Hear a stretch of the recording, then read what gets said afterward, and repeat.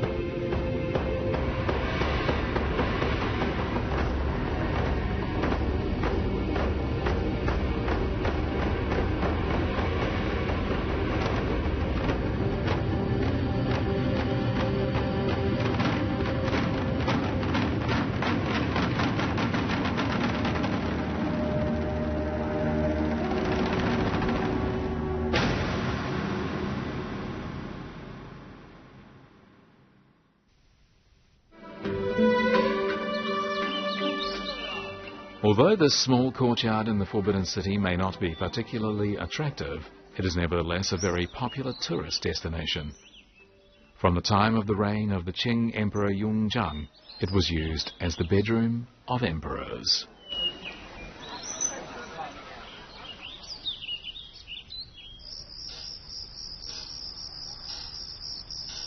This is the only bedroom of an emperor that can be seen in China today, but it looks basically the same as it did when Emperor Guangxu used it.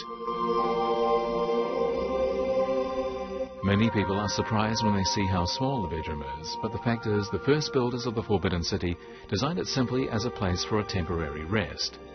After it was upgraded to the bedroom of the emperor made the interior furnishing as luxurious as possible to match the dignity of the Son of Heaven.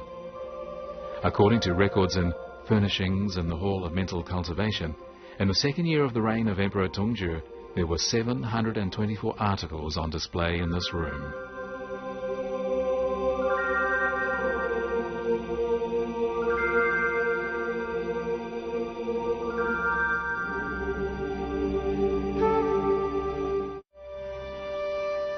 It was the custom to keep early hours in the Forbidden City, and as for how people rose for the day, He Rong-er, a female servant of Empress Dowager Cixi, provided details with regards to how Cixi got up in the morning. As soon as the lamp in Cixi's bedroom was on, her female servants would bend over the ground and wish her good luck. After they made the bed for her, they brought a basin of hot water with a silver basin to Cixi. Cixi wrapped her hands in a hot towel and soaked it in hot water for a long time, and so the water had to be changed twice or thrice. In so doing, the back of the hands and the joints of the fingers were made very comfortable. This was one of the approaches used by Cixi to stay healthy. After that, she washed her face, but this was not a common way of washing her face. To be precise, a hot towel was put on her face. In so doing, the wrinkles on the face would be greatly reduced. After all these procedures were over, Cixi took the seat in front of the dressing table. Word was then passed for a eunuch to comb her hair, paint her eyebrows, powder her face, and rouge her cheeks. Then Cixi would smoke 2 pipes of snuff and sip a cup of milk tea. She was accustomed to drinking milk from humans and cows. Cixi enjoyed dressing up very much, and she told others that this was important. She often said, "If a woman does not have the mood to dress herself up, her life will be dull." After she had washed her face and dressed up, Cixi would sit on the seat of power, by which time Emperor Guangxu and his wife and concubines would be waiting outside. Every morning, the emperor would lead his wife and concubines in paying respects to the Empress Dowager, a custom that had been a rule in the Forbidden City for several hundred years. On the morning after the wedding ceremony, when Emperor Guangxu paid respect to Cixi, there was a meaningful conversation between the two. Cixi asked with a smile, "Where have you come from?" Emperor Guangxu replied, "From the Hall of Mental Cultivation." "Did you pass Zhongsi Gate?" "Yes." "Do you know why this gate is called Zhongsi?" "I remember that my teacher told me about it once, but I did not work hard enough, so I don't know the whole story. Please tell me." "Why is it called Zhongsi Gate?" "A long-horned male grasshopper is called a zhongsi. When a zhongsi vibrates its wings and makes loud noises, many female grasshoppers will come, and each of them will give birth to 99 children for the zhongsi. Our ancestors' competition for favor from the emperor, concubine Jianfei easily had an upper hand over the empress. It was a rule in the court that a concubine could not stay with the emperor all night, no matter how much favor she had gained from him. But in reality, after sleeping with the emperor, the concubine would not be required to go back to her own bedroom, but would instead sleep in the room next to the emperor's bedroom in the Hall of Mental Cultivation. Shi-Wei Chamber in the Hall of Peace and Happiness beside the Hall of Mental Cultivation was actually the second bedroom of Jianfei. Guangxu had arranged to have this room furnished so that they could live here together. However, this golden period of love was not to last long.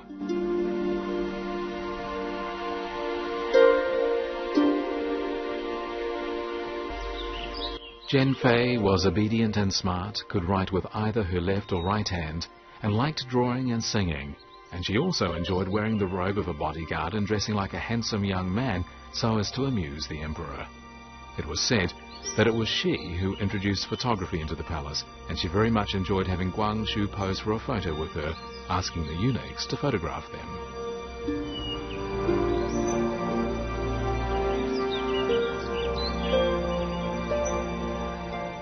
Guangxu focused his favor on Jianfei to the neglect of others, and this greatly irritated Empress Dowager Cixi, who responded by punishing Jianfei for her alleged extravagance.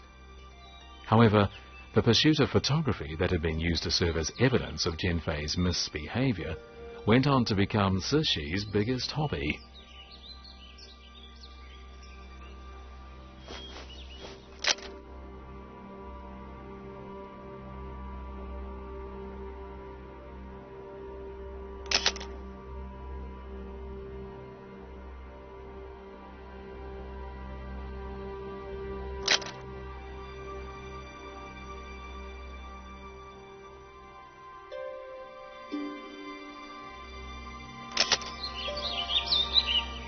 After dinner every day, the emperor usually relaxed and entertained himself in various ways by playing musical instruments, playing chess, painting, doing calligraphy, feeding and playing with pets, watching plays or engaging in sports.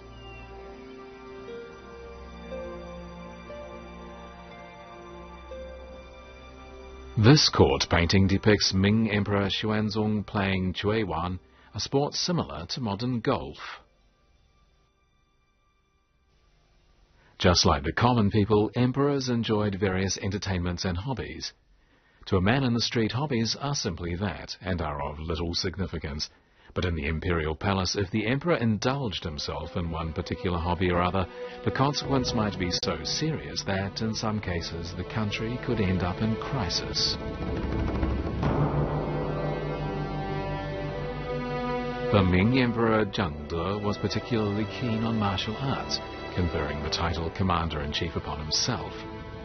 In the meantime, however, he was also very interested in doing business, and often disguised himself as a businessman and ran shops and winehouses inside the Forbidden City. The Ming Emperor Jiajing was fond of pursuing a long life, and so ordered the female servants to get up early to collect dew from the imperial garden, which he would then use to make immortality pills.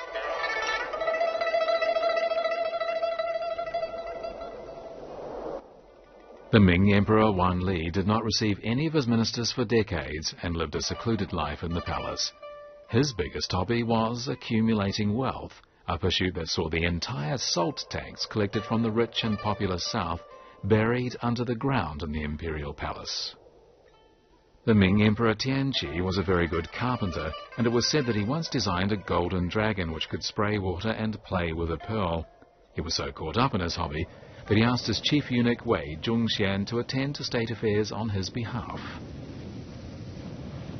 The hobbies of the Ming emperors certainly made their lives rich and colourful, but they also quickened the complete collapse of the Ming dynasty. The new masters of the Forbidden City were from somewhere between the Changbai Mountains and the Heilong River in northeast China. The Man people tend to be agile and brave, so the leisure activities of Qing emperors were characterized by a strong spirit of martialism.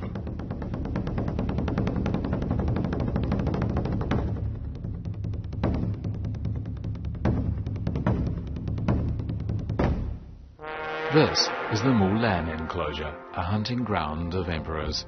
And it was here during nearly 200 years in the early and middle Qing dynasty that emperors led 10,000 soldiers along with members of the Man, Mongol and Han nobilities in hunting. This was a necessary military exercise in peacetime and also the most appropriate outdoor activity for improving relations between the nobilities.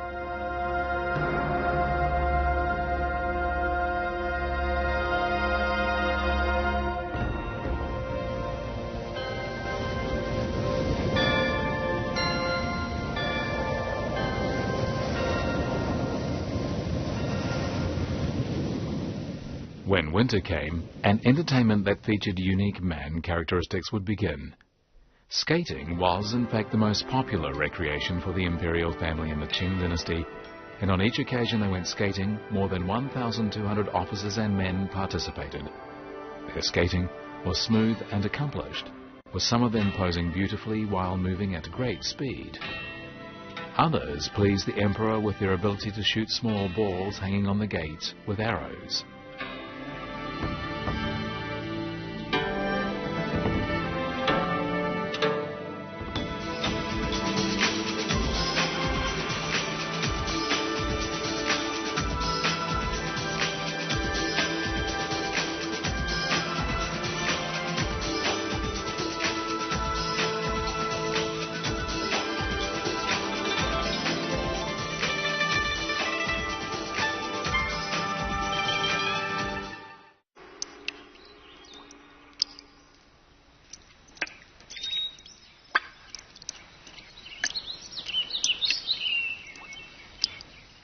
From the time of the emperor's wedding, everyone in the Forbidden City earnestly looked forward to the birth of his baby.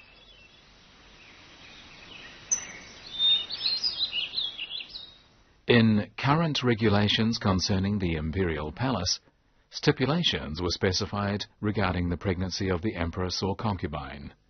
If the empress or a concubine was pregnant, her allowance for meals and other items would be increased by 50%, and her natural mother could take care of her in the palace.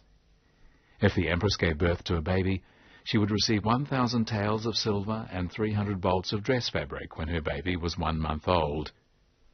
If a concubine gave birth to a baby, she was also entitled to relevant treatment. In ancient China, the succession to the throne was carried out basically in accordance with this principle. The eldest son of the empress was the first heir. If she did not have a son, the eldest son of the concubines would be the first heir. If no concubine had given birth to a son, an adopted son from a relative of the imperial family or the emperor's younger brother would be the first heir. Emperor Yongzheng initiated a system in which the crown prince was selected secretly, and because of this, greater importance was attached to the capabilities of the heir. Even so, one fundamental prerequisite was not changed. Unless circumstances made an alternative necessary, the heir was to be the son of the emperor. Being a crown prince naturally meant becoming the emperor in the future, so naturally the empress and concubines wanted to give birth to a boy who would become a crown prince. So while the living quarters appeared to be a quiet place, in reality it was a place full of jealousy, hatred, and even murder.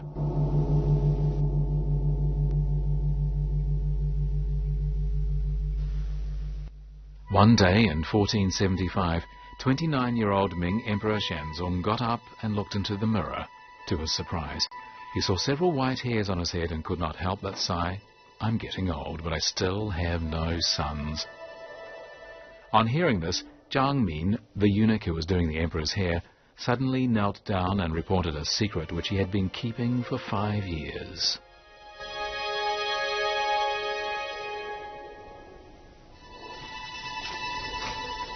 Xianzong had given almost all his love to his concubine Wan Guifei, who was 17 years his senior, and in order to dominate the living quarters, Wan Guifei had forced all the pregnant concubines to abort.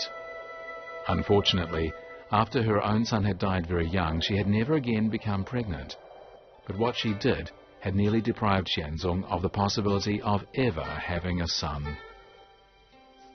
One day in early autumn 5 years before, when Xianzong was reading, he saw a palace woman surnamed Ji, who was the daughter of a Yao official in Guangxi.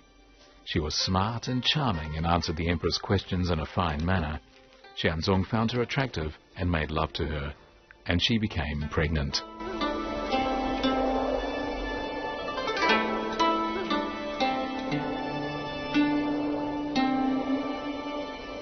People who spied for concubine Wan Guifei had found this out with ease and had immediately reported on the matter to her. Wan Guifei ordered Ji to abort the baby, but even this did not force Ji to do so. Zhang Min, a eunuch, along with other people in the palace who had felt discontent over the dominance of Wan Guifei, gave a false report to Wan Guifei that Ji was seriously ill. According to a rule of the imperial palace, Ji had to be sent to Anle Hall near Beihai Park to die. As a result, under the protection of many people from the palace, Ji managed to give birth to a son and brought him up without telling the people that his father was the emperor.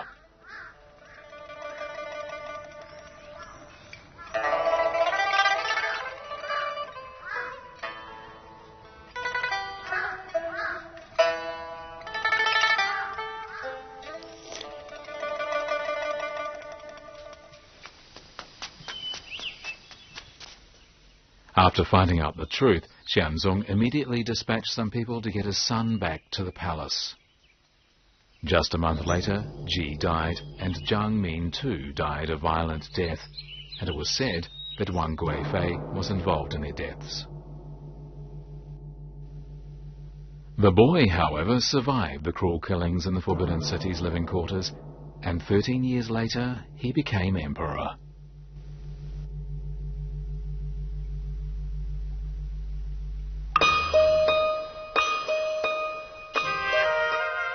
Traditionally, the Chinese people believed that to have many sons was to have many blessings. On the bed in the bridal chamber in the Hall of Earthly Tranquility, there was a quilt of a type called Baizi Bei, meaning 100-son quilt, and it was, of course, an expression of this traditional idea in the imperial palace. The classical allusion of Baizi comes from the Book of Songs, which praised King Wenwang of the Zhou dynasty for having many children. In the Baizi picture, homophones and puns were used, implying that the emperor would have many children so that his family would be prosperous and last for a long time. Starting from Nu'er Ha-Chu, the founder of the Qing dynasty, the family of Aixin Zhuoluo had been very large. However, by the time Emperor Xianfeng ascended the throne, it was at a time when the dynasty was suffering from domestic trouble and foreign invasion, and the imperial family had become weak due to a lack of children. It was here, in the 3rd lunar month of the 6th year of the reign of Emperor Xianfeng, that his concubine Lan Guiren gave birth to a son, Zai Chuan. Because the eldest son of Xianfeng had died very young, Zai Chuan became the only successor to the throne. As a result, Lan Guiren, whose status was originally not high at all, eventually became Empress Dowager Cixi, the woman who became the de facto ruler of China for nearly 50 years.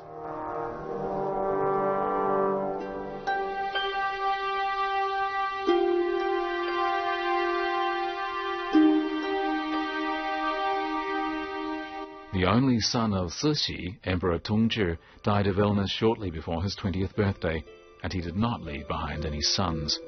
Guangxu, who ascended the throne as the younger brother of Emperor Tongzhi, also had no children.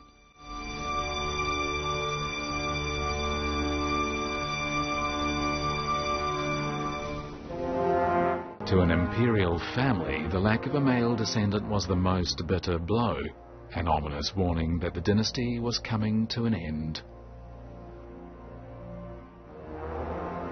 At this same time, China was in the midst of its saddest years. The young Emperor Guangxu was anxious to carry out his far-reaching reforms. This is the earliest film of the Imperial Palace preserved in the United States Library of Congress. It was shot by an American in 1903 when the palace was open to foreigners.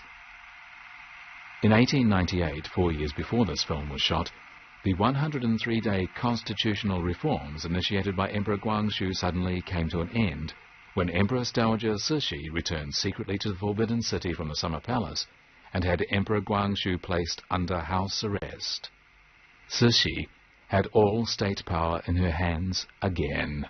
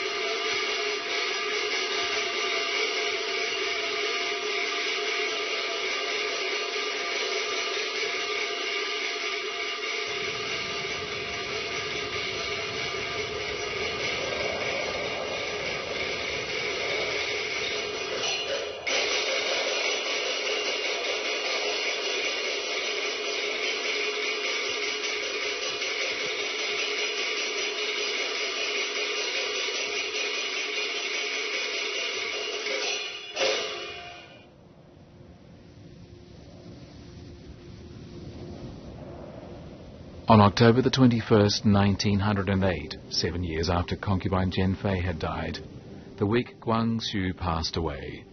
Just 1 day later, Empress Dowager Cixi also died.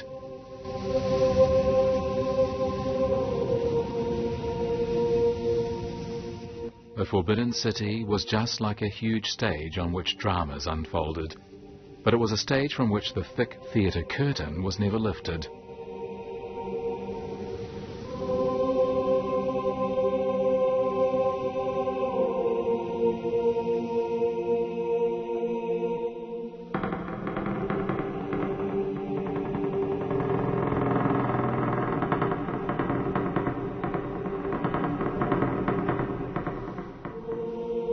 In the late autumn of 1908, another boy was sent to the Forbidden City to become China's last emperor.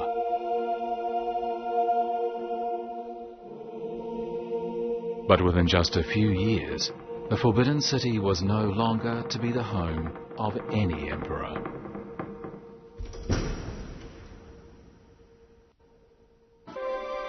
Right in the heart of Beijing, it was the home of emperors for 500 years. It has witnessed China's major political events during imperial times and ever since. The Forbidden City, its 900 halls and palaces, constitute the largest wooden building complex in the world. And its palace museum houses a vast collection of imperial artworks and artifacts from Ming and Qing times. Watch the Forbidden City on Journeys in Time.